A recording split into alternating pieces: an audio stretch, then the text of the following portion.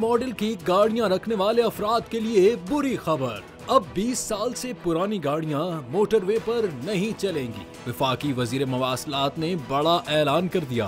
विफाकी वजीर मवासलात अब्दुल हलीम खान ने इस्लामाबाद में national highways and motorway police headquarters का दौरा किया। कमांड एंड कंट्रोल सिस्टम और दीगर शोबों का मुआयना किया। चाकू चौबंद दस्ते ने सलामी दी।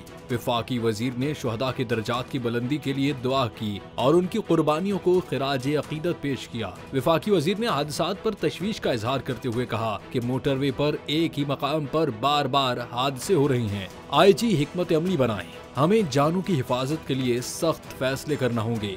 अब्दुल हलीम खान ने कहा कि अब 20 साल से पुरानी गाड़ियां मोटरवे पर नहीं चलने दी जाएंगी। ओवर स्पीडिंग और एक्सेल लोड पर जीरो टॉलरेंस पॉलिसी जारी रहेगी। कमर्शियल ड्राइवर्स की तरबियत लाजमी है। 3 माह में तमाम कमर्शियल गाड़ियों को फिटनेस सर्टिफिकेट जारी किए जाएं।